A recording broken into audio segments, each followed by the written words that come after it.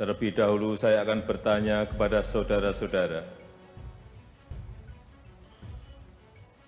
Bersediakah saudara-saudara untuk diambil sumpah menurut agama masing-masing?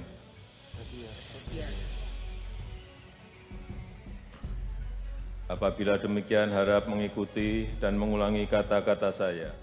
Presiden Jokowi resmi lantik Megawati jadi Ketua Dewan Pengarah BRIN. Presiden Joko Widodo resmi melantik sejumlah pejabat yang bakal mengisi Dewan Pengarah Badan Riset dan Inovasi Nasional atau BRIN hari ini. Salah satu nama yang dilantik adalah Megawati Soekarno Putri yang ditunjuk sebagai Ketua Dewan Pengarah. Presiden Jokowi memulai pelantikan dengan mengambil sumpah. Ia membacakan sumpah jabatan diikuti oleh Megawati dan para anggota Dewan Pengarah BRIN. Lewat sumpah jabatan itu, Megawati berjanji akan menjalankan jabatan dengan sebaik-baiknya dan penuh rasa tanggung jawab. Ia juga bersumpah menjunjung tinggi etika jabatan dalam posisi barunya, bekerja sebaik-baiknya dengan penuh tanggung jawab. Terlebih dahulu saya akan bertanya kepada saudara-saudara. Bersediakah saudara-saudara untuk diambil sumpah menurut agama masing-masing?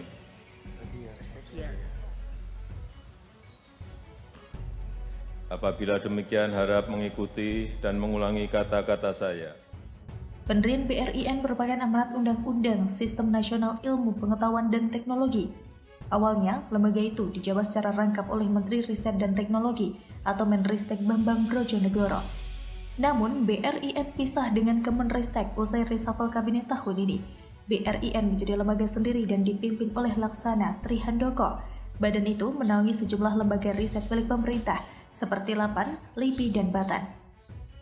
Kemudian melalui Peraturan Presiden Nomor 78 Tahun 2021 menyebut BRIN memiliki unit bernama Dewan Pengarah. Pasal 7 ayat 2 Perpres itu mengatur Ketua Dewan Pengarah BRIN dirangkap oleh Ketua Dewan Pengarah BPIP. Pada akhir September lalu, rapat paripurna Dewan Perwakilan Rakyat atau DPR memutuskan BRIN, Badan Informasi Geospasial atau BIG, serta Badan Pengawas Tenaga Nuklir atau BAPETEN menjadi mitra kerja Komisi 7.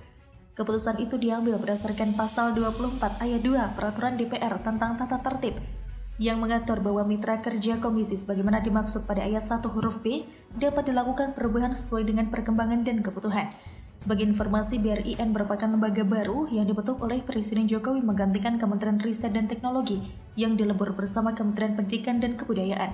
Berdasarkan Peraturan Presiden Nomor 33 Tahun 2021, BRIN memiliki tugas untuk membantu Presiden dalam menjalankan penelitian, pengembangan, pengkajian, dan penerapan serta invensi dan inovasi secara nasional yang terintegrasi serta melakukan monitoring, pengendalian, dan evaluasi terhadap pelaksanaan tugas dan fungsi Badan Riset dan Inovasi Daerah atau BRIDA.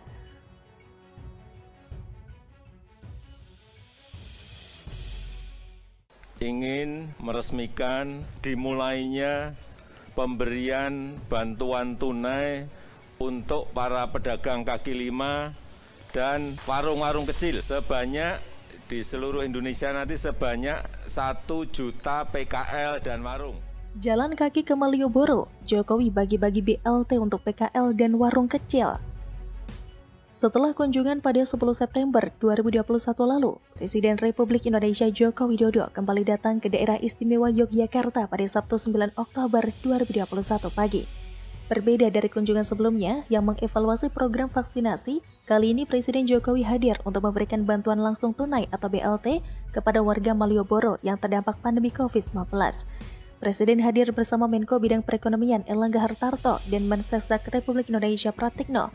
Mengenakan baju putih, Presiden Jokowi didampingi oleh Gubernur DIY Sri Sultan Hamengkubuwono X berjalan kaki dari Gedung Agung menuju kawasan Malioboro.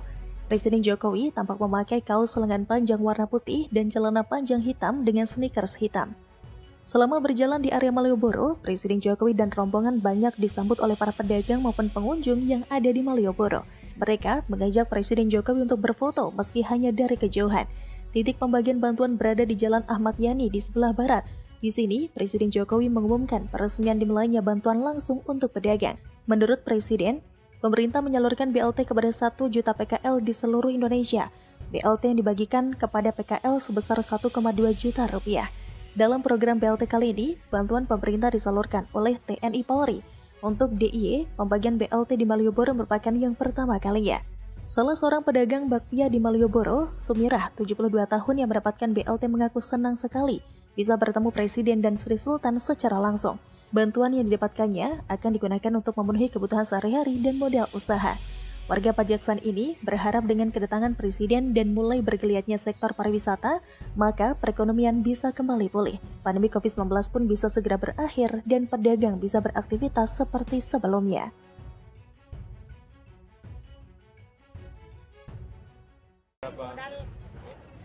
Modalnya berapa? Kadang 1 juta lebih, kadang 2 juta. Lemarinya 2 Pak, tapi dikasih masuk karena kena panas.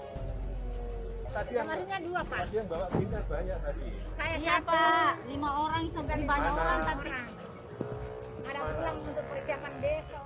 Ngefans berat ke Jokowi, emak-emak di Batu Jajar rela panas-panasan dan rebutan kaos dari Jokowi.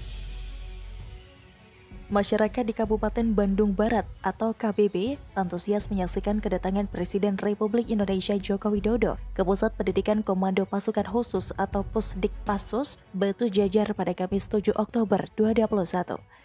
Dilansir dari Jabar Express, Presiden Jokowi mendatangi Pusdikpasus untuk memimpin upacara penetapan Komando Cadangan atau Komcat. Dalam laporannya disampaikan Menteri Pertahanan Republik Indonesia Prabowo Subianto, jumlah anggota komponen cadangan TNI tahun 2021 mencapai 3.103 orang. Ribuan anggota komponen cadangan TNI tahun 2021 merupakan hasil proses dari berbagai tes, mulai dari pendaftaran dan seleksi, latihan dasar kemiliteran hingga ditetapkanlah 3.103 orang. Mereka berasal dari Rindam Jaya sebanyak 500 orang, Rindam 3 Siliwangi sebanyak 500 orang, Rindam 4 Diponegoro sebanyak 500 orang, Rindam 5 Brawijaya sebanyak 500 orang, Rindam 7 Tanjung Pura sebanyak 499 orang, dan Universitas Pertahanan sebanyak 604 orang. Dalam kesempatan tersebut, Presiden Jokowi mengatakan kedaulatan negara, keutuhan wilayah negara kesatuan Republik Indonesia atau NKRI, keselamatan bangsa dan rakyat Indonesia adalah segala-galanya. Presiden Jokowi juga mengapresiasi kepada para anggota komponen cadangan TNI yang secara sukarela mengikuti seleksi, latihan dasar kemiliteran hingga ditetapkan hari ini. Orang nomor 1 di Indonesia tersebut mengatakan masa aktif komponen cadangan TNI tidak setiap saat. Hal unik terjadi saat rombongan Presiden Republik Indonesia hendak bertolak pulang ke Jakarta. Emak-emak dan warga Batu Jajar berebut cenderamata berupa kaos berwarna hitam yang dibagikan langsung oleh Presiden Jokowi saat keluar dari gerbang Pusdikpasus. Warga berubah jadi beringas tatkala kendaraan patwal rombongan mulai melaju perlahan. Demi mendapatkan kaos yang dibagi-bagikan oleh Presiden Jokowi, warga bahkan ada yang sampai terjatuh lantaran saling dorong. Salah satu di antara warga tersebut adalah Teti Sri Rahayu. Teti sendiri merupakan fans berat Jokowi. Saat menunggu kedatangan orang nomor 1 di Indonesia itu, ia bahkan mengenakan jaket bergambar Jokowi, kendati cuaca sedang panas-panasnya. Tak beda dengan Teti, Ani Suryani 62 tahun, warga lain yang turut menunggu rombongan Jokowi gagal mendapatkan cenderamata seperti warga lainnya. Namun, setidaknya ia senang bisa melihat langsung sosok Jokowi.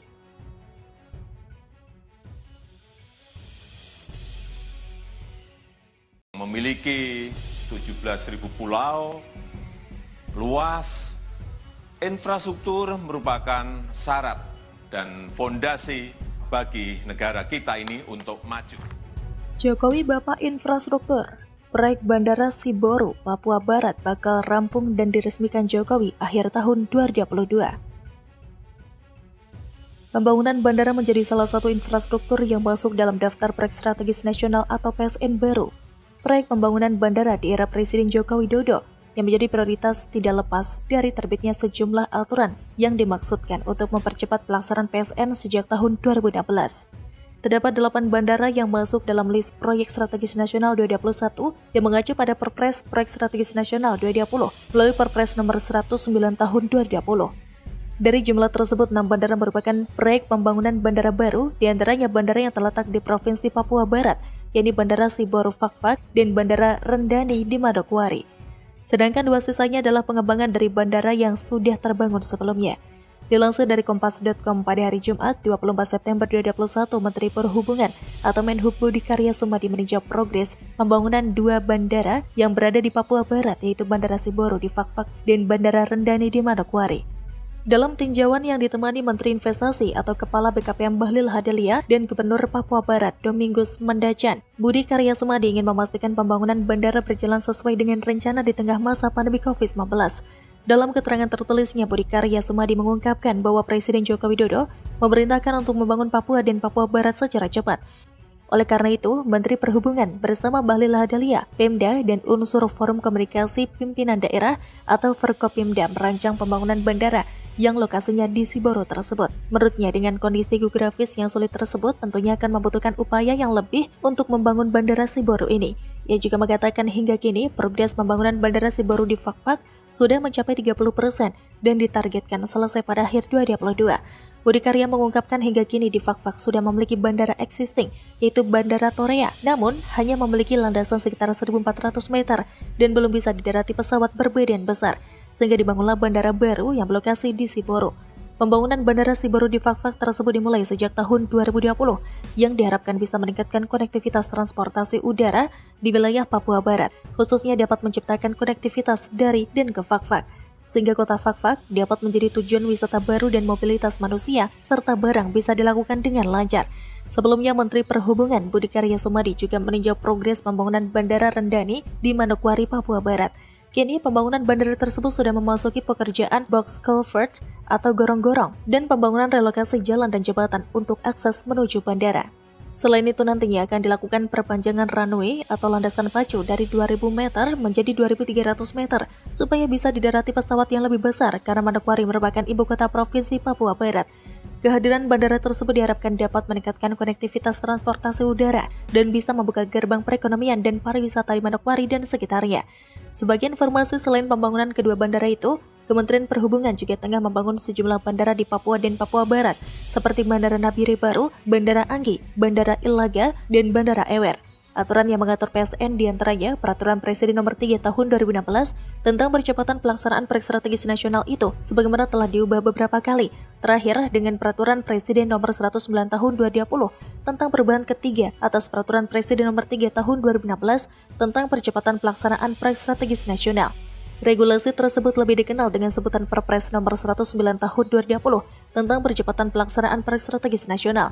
Sebelumnya, Kementerian Perhubungan atau Kemenhub pada Rabu 2 September 2021 lalu berencana akan membangun 16 bandara di seluruh Indonesia. Menteri Perhubungan Budi Karya Sumadi menjelaskan bahwa pembangunan 16 bandara strategis akan menelan anggaran sekitar 1,6 triliun rupiah. Pembangunan bandara akan tersebar di seluruh wilayah Indonesia seperti di Sumatera, Jawa, Nusa Tenggara Timur, Kalimantan, Sulawesi, dan juga di Papua.